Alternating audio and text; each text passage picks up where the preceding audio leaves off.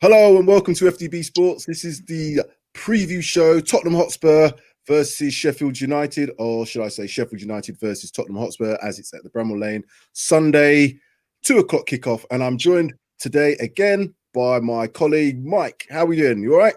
Yeah, not bad, thanks. I'm glad it's the weekend, as always. Yep. Weekend football again. Let's hope for a good weekend. We've got some big games over the weekend. Turn things around. So yeah, there's an opportunity for a few teams, given that we've got the big one on Sunday, apart from Spurs, obviously. We've got the Liverpool-Manchester United game, so that will be a top of the table clash. See what happens in that. There's a lot of interesting times there. Yeah, a lot of talk going on between both Liverpool and Man United fans on both big platforms and smaller platforms. So yeah, that should be an interesting one. Looking forward to that one. Yeah, definitely. It'd be interesting to see what the outcome of that game is, and also the teams like Man City. Is it Leicester that are just below them, and Everton? Yeah. Be interesting to see what the results are of those games as well. And I mean, if we can pick up the points that we need, we could be back in the top 4 again by the end of Sunday. Such a strange thing. We could be back in the top 4, probably 3rd, and Liverpool could be 6th, depending on results. So it's a really strange one. Yeah. So it's about winning your games. And like I said, after the game against Fulham, I know we were both very, very disappointed. More so disappointed with the second half performance, given the first half performance was pretty good. Like I said, Fulham were always in that game in the first half, but we had the better chances. You should have really put that game to bed. Because it was a disappointing result, and given the style of play in the second half, do you think the manager deserves some questions being asked of him, or was it just down to the players? Thing is, once you cross that line, no matter how much you've gone through the drills of how you're going to set the team up, how you want the team to play, once those players step over that line, it is down to them, essentially. The manager can only do so much with you. He can't play the game for you, can he? So I think Mourinho, if Spurs were losing, this is how I see it. If Spurs were losing and we were mid-table, I certainly would have question marks around Mourinho and whether he's the right man for the job. However, we're not losing. We are winning games. We're still fighting on four fronts in those competitions. I think maybe the mentality might be like how Mourinho's tackling the team's mentality could be brought into question, but I really don't think too many questions can be thrown at Mourinho in terms of, well, how much do you take responsibility for? Because I think it is down to the players. Once they cross that line, it's down to the players to do the job and get the points and get the results that we need to see us move further up the table as such. Yeah.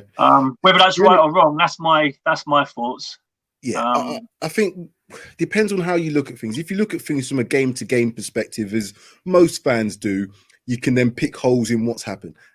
If you look over the bigger picture, and I saw a stat, and I'm going to use stats. I don't really like to use stats, but I'm going to use it anyway. Yeah. We're unbeaten in the last 6. We've scored 15 goals, conceded 3. I know that includes cup games, and I know that includes the big result against Marine and the 3-0 against Leeds.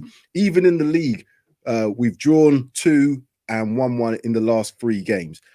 The problem we've got is I think it's the style of play in terms of when we go 1-0 up. You know, at the moment, we are 3rd in the table of, you know, drop points from winning positions. I think we've dropped 10 points from winning positions. Yeah. And that, from what I can see, is down to either Jose telling the players to, right, let's try and defend this 1-0 lead or whatever it is, and obviously taking to that account that West Ham performance, but that's a long way gone now. But recently we've been winning games 1-0 and allowing teams back into the game by not going for that second. Is that something that needs to be addressed in this game on Sunday? It's one of those where, it definitely does. I mean, Sheffield United, they're bottom of the league. We're at the other end. There should be no reason we should be we should be controlling that game from the moment of kickoff. We should control that game. Period.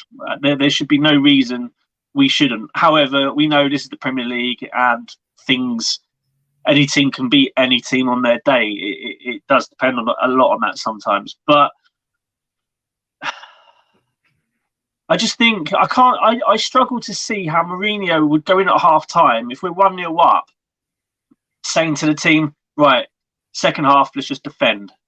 Let's just defend for another 45 minutes. I struggle to see that he would actually say that to the players. I just wonder, as I say, I don't know if it's just their mentality where they just sort of almost close in the shell and sort of think, oh, we've got to protect this lead. We can't, and where they're afraid to make mistakes, like you've mentioned this previously, where players might be like with Doherty, where he might be afraid to make mistakes. Yeah. Maybe that's a mentality that's widespread throughout the team. When we're leading, the team might be a little bit scared to go for the second or the third. It's one of those where you'd love to be a fly on the wall at half time and just listen to what Mourinho's got to say. Massively. I agree with you on your points. Finish. Go on. Sorry. But no, I was just going to say, I just struggle to see how Mourinho wouldn't be saying, right, we're 1-0 up, continue the way you are. Let's make. I honestly think it. I mean, any manager surely would be saying, create the spaces, keep trying to press the play. If you carry on playing your football that you have done in the first half, more opportunities will open up, and we've just got to take them. I can't see he would say anything sort of like, I suppose, the opposite insofar as let's just defend that 1-0 lead. Let's close the door, just see the game out. I just can't see him. Maybe I'm just being gullible and naive, but that's my thoughts. I agree with you. I don't think he actually goes and says that. Now, there's a couple of things that I've kind of been looking around and trying to see what other people are saying, other Spurs fans. There's a few things that are being bandied about, i.e., are the players tired after putting the effort in the first half, going up? Does Jose not make the right substitutions at the right time? That's something that can be obviously labelled at the manager. Yeah. Are we over-reliant in terms of our creative style of creative play on one player, on Ndombele at the moment? Again, are we reliant on Kane and Son to get us the goals? There's a few things in there which... And they're fair points. And they're fair points, and they're questionable. But where I can ask questions about the manager, and this is only going from a game-to-game basis. If we look at the bigger picture, where we're in a good position. Obviously, we're still in all 4 competitions. But when you only use 2 substitution in a game against Fulham, when you need a goal, and you don't bring on the likes of Dele Alli, Gareth Bale, Lucas Moura, all on the pitch. You mentioned something about Lamela that he's not quite sure if he's going to play, but then he comes on as a sub, having been out for X amount of time. There does raise that sort of, what's going on sort of thing. Why are these substitutions being made? Vinicius not getting more than 7-8 minutes. What's your thoughts on that? I do agree on a lot of those points, like especially the substitutions. I mean, the timing of them, I definitely think the timing of them could be brought into question, i.e. Kane can't be playing 90 minutes week in, week out, twice a week. It's just not. At some point, he'll end up burning out, and then we've got no choice but to rely on Vinicius, whereby, like that in that Fulham game, to relieve some of the work on Kane's shoulders, where he's closing down the defenders, as well as getting back, helping out the right back in the second half on the odd occasion. If we've got Vinicius come in earlier, change the formation up. Don't be afraid to change the formation up a little bit. Like you've mentioned, change things up a little bit. Bring Vinicius on, who will do the work, i.e. do the defending from the front line, which relieves some of the work rate for Kane and Son. And like you mentioned, like Soko should have come off. At half time, I would have pulled him off. Not because he particularly played bad, but we needed something whereby someone that plays on the right wing naturally would give us that more attacking threat. And in the second half, we're good enough to I don't know. This is the thing. I don't understand why Mourinho wouldn't have done that, because we're good enough to defend. We've done it week in, week out. We've got one of the best defensive records in the country. But the timing of substitutions, yeah, definitely could be brought into question. And the players that he's bringing on, yeah, that could be raised as well. So yeah, I agree with some of your points there. One of the things that was said about the game Sunday in terms of, and it was pointed out to me, and I looked at it, and then I've looked back at some of the highlights, and I certainly saw that both our fullbacks, Reguilon and Aurier, playing, they were both pretty attacking in that game. They were both high at the same time. So one of the things that was said about Jose starting Sissoko, as I've mentioned before, he's a bit of a filler. He fills position. So where Aurier was bombing down the right-hand side, Sissoko may be the one that's going to fill in that position as a right winger. He's also more defensive-minded than somebody like Bergwijn, probably more defensive-minded than someone like Gareth Bale. That being said, when you need to win a game like we needed to win a game, particularly when we're playing at home as well, I know there's the fans and all the rest of it. I won't go into that again, but we should be constantly going for these teams. They are in the bottom three. They're not won a game in the last 5 or 6. They're there for a reason. And that's exactly for a reason. So yeah, they might be dangerous. They might have, but they essentially, we should be dominating that game. Yeah. And this is the problem I've kind of looked at from a two-half perspective. I don't think we should be stopping at 1-0. And you're right. I don't think Jose can go into the change room at half-time and say, look, lads, we're 1-0 up. Let's hang on to this 1-0 lead, because we haven't done it. We just haven't done it this season, really. What do you think the fans want to see from the starting lineup and the style of play for this game on Sunday? I think everyone, all the Spurs fans, that first half against Fulham was different. I don't recall seeing that first half for quite some time. Well, I can't recall it at all this season where we played like that in the first half that we did against Fulham. So I think a lot of the fans, or the majority of the fans, would want to see the same performance that we showed in the first half against Fulham, because that was different and we looked good. And I mean that the build up to the goal that we scored, it was the ball Reguilon put in was. It was a stunning cross, and it was a great finish by Kane. And that's what he wants. Essentially, as a striker, that's what you want. Deliveries like that into the box where he can go in, attack, and he stands a good chance of putting the ball in the back of the net. So I think very much a performance like we showed in the first half. If we get the 2 goals, 3 goals, whatever it might be, then fine. We can afford to take our foot off the gas, and we can manage the game over the line and get the 3 points. But at 1-0, we've just got to see it as a 0-0 and keep going for that second. And that's how I think we'll get more success in the league this season. If we just see it as, right, we're 1-0 up, let's just think of it as a 0-0, go again, get the second, and then your mentality, depending on how long in the game's gone, it might change us to be like, right, okay, we're in the 70 minutes. We've only got sort of 20 odd minutes to go. We're 2-0 up. Yeah, let's kind of manage it and see the game over the line. That's kind of how I see it. But very much so, play like we did against Fulham in the first half. Yeah. In terms of play, who do you want to see? Like I said, I'm just looking here from what Jose said in his pre-match interview. He only mentioned Giovanni Lo Celso being injured. Everybody else, he said, was injury-free. He had 2 more training sessions to go, so he didn't want to say, everybody will be fit because you might have an accident in training. But essentially, only Gio's out. Now, I'm just reading here, Sheffield United have got 7 players missing, although Chris Wilder hasn't named those 7 players. So they look like they're in a little bit of a situation. This has got to be, we always say it, this has got to be something now in us going forward, is to see how we approach this game. This game has to be a win. It has to be a statement in terms of our intent, given the other games that's happening the weekend. I think Leicester are playing Southampton, I believe. Obviously the big game, Liverpool and Man United. So there's an opportunity, as you said, to creep up. We could be above Liverpool. If you're above Liverpool at this stage of the season, any team above Liverpool is going to be in in a shout of the title, because they will come back. City as well.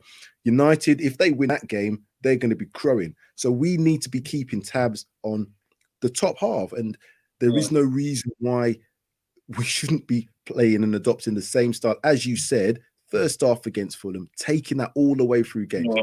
Now we do have to see who starts. There's to talk about Gareth Bale. Is Gareth Bale gonna be at the level that we expected? We've not seen enough of him, but I just think, you know, we need to change a little bit of something to get more creativity game for us.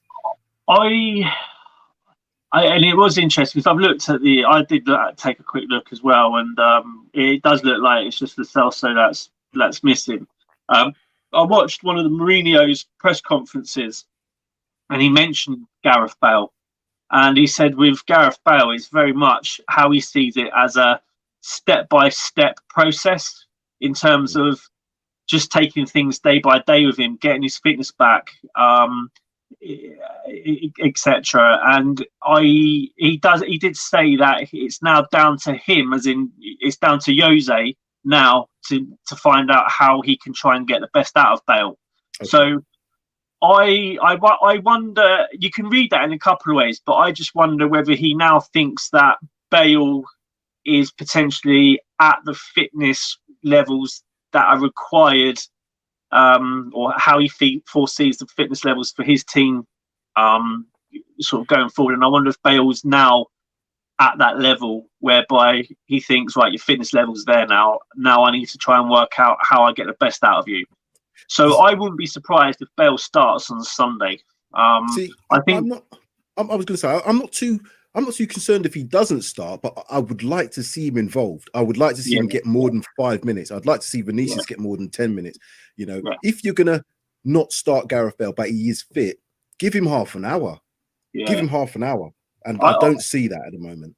I actually think he will. I get a feeling that he's going to start just by some of the things that Mourinho's mentioned about Bale and press conferences and stuff. I wouldn't be surprised if we do see Bale start Sunday. I think he'll probably keep the same team bar Sanchez.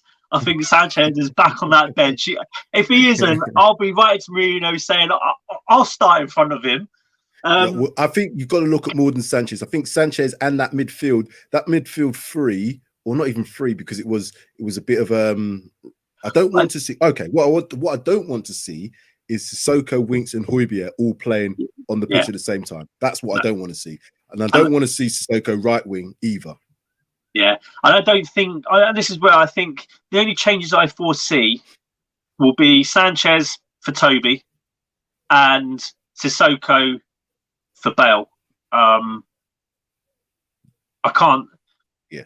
There's no way that he's going to play. I say no way. I hope there's no way he plays Sissoko with Winks, Hojbjerg, and Dombele, because we're just going to have the same issues as we did against Fulham. I think Hojbjerg and Winks, they can probably control games better, because I think Winks is, well, not I think, I know Winks is better on the ball than Sissoko is. Sissoko does give you attributes in terms of that aggression going forward with the ball, running with the ball. That's his thing. But once he gets to that final third, his decision making in the final third is pretty much poor for a top level midfielder, in my opinion. So he's a headless chicken when he gets to that final third.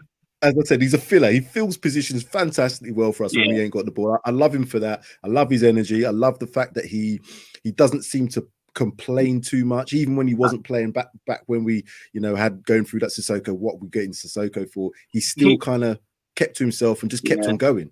Yeah, and his work rate, you can't question his work rate. It's phenomenal, really. Cannot fault his work rate. And there's always a place for someone like Sissoko in your squad. For someone that needs to come off the bench, if the game is tight and stuff, he's the type of player that can break up the play and get, like you say, he just fills positions on the pitch. He'll just be there when we need someone there. But I see him more as someone that you'd bring on to help close a game out, or something along those lines. It's just to not. keep energy levels up. Like I said, if we've been talking about earlier, if energy levels start to drop, someone like Lamela and Sissoko, both who seems to come in with a lot of high energy, that could be the sort of time you bring them on. But to start them and then not to use your attacking creative players, for me, that's where I've had a little bit of issue with regards to Jose. Everything else we can say, we have to wait till the end of the season. We can't judge him and start talking about manager out and all the rest of that's rubbish, because we're in a cup final and we're still in all the competition. So we shouldn't even have that in our thoughts. But as a game-to-game basis, we are all, as Spurs fans, I guess, a bit disillusioned about some of the decisions that are being made in terms of the playing staff. How do you see this match playing out? And let's get it up. What's your score predictions? I see the game, as I say, it depends on if Bale starts, then I think that shows an attacking intent more so than when we did against Fulham. So I think we will very much start like we did against Fulham. I'd like to see that anyway. And in terms of the result, I think we'll win 2-0. Okay, I like that, because I don't see Sheffield United lining up any other way than 5 at the back. So I think they're just going to camp and try and hit us on the counter. That's how I think they'll play. So the clever thing which Chris Wilder's done is he's said he's got a number of players missing, but he hasn't named them. So it's keeping Jose guessing in terms of the starting 11. But I don't think they're going to change the way that they play in terms of, as you said, that formation, that 3 at the back. Whether it's a 3-5-2, whether it's a 3-4-3, it's debatable. They can kind of flex into that. So I see it being, and Jose's already laid that sort of like the marker. It's not going to be an easy game. I don't think it's going to be easy. No. But I'm looking for us to control the game. That's what I'm more looking for. How we control the game from start to finish. Yeah. How we then adapt to. There's going to be times in that game where we're going to be under a bit of pressure. I think the scoreline, I'm going to go with my scoreline on this one. I think it's going to be a 2-1. And the reason I say 2-1 is because I just think there's an opportunity, or sorry, not an opportunity. There's always that potential that a free kick, balls into the box. We seem to be struggling on headed goals against us. That's one area where it hasn't been addressed. Too many goals have been conceded to headers in the box, and we've got a big team, but what's happening? What's happening with these balls getting into the box and not being cleared? For 80% of the game, we're dealing with them, but then we've got a lot of big lads as well. Like you say, we should be dealing with set pieces with ease, because there's not many teams that are bigger than us in terms of height.